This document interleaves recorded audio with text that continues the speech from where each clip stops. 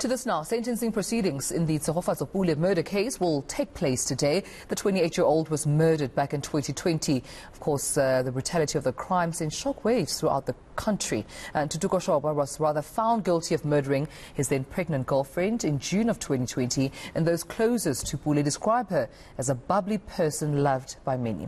But what was behind her smile, though, was her zest for life and her determination to be a good mother. Here's Slindelo Masikane, who sat down with her friends and family. This is the story of a young woman who was passionate about love and life. At a very young age, Tshegofatso Pule lost both her parents. She moved to Meadowlands in Soweto and was raised by her relatives. Her family realized she had a love for the finer things in life. But she was very cagey when it came to her personal life. She was a happy child and bubbly, a child who loves fashion and very clean. Like her mother, she liked clothing.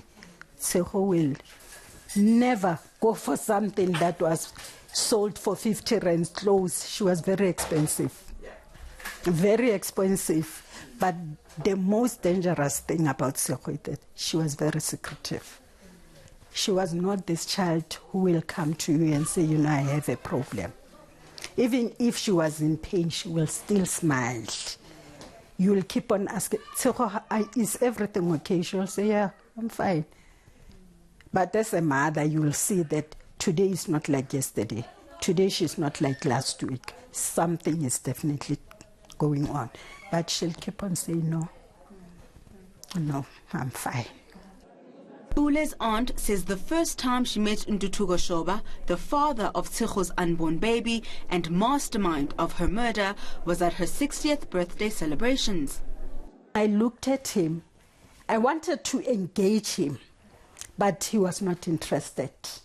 He took Tshego away. And I said to him, I wanted to see you because I want to know who took my daughter. So that if anything happens, at least I must know that I saw you.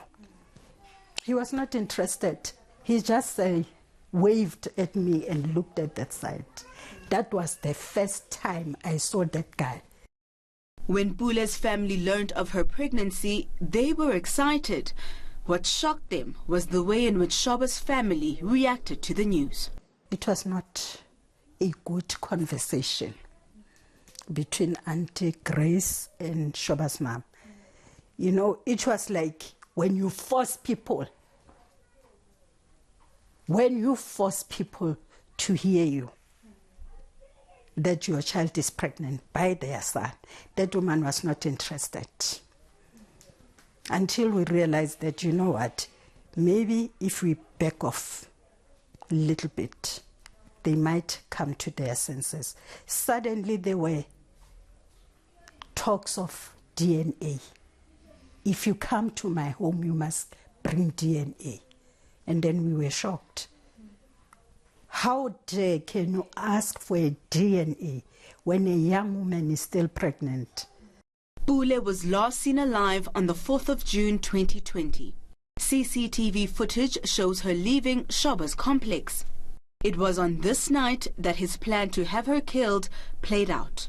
He arranged for her killer, Malepane, to pick her up as if he was an Uber driver.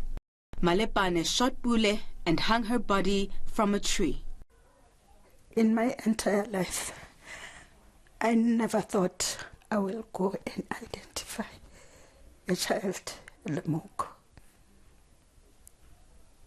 I was hoping that when they call me in this house, they will call me for Tshego's wedding maybe.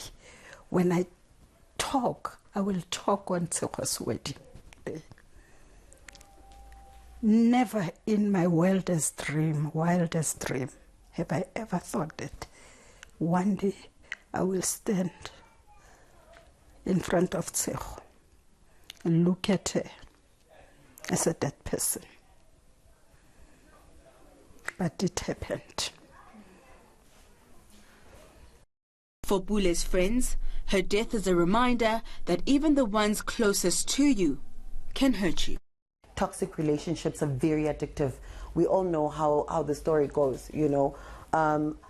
As soon as you start seeing a red flag, naturally, especially us women, we like to play the fixer. And unfortunately, we're learning the hard way that, you know, the moment you start seeing, you know, the second or third red flag, maybe just let it go.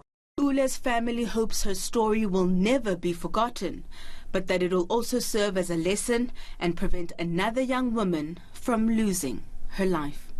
Slindelo Masikane, Meadowlands in Soweto.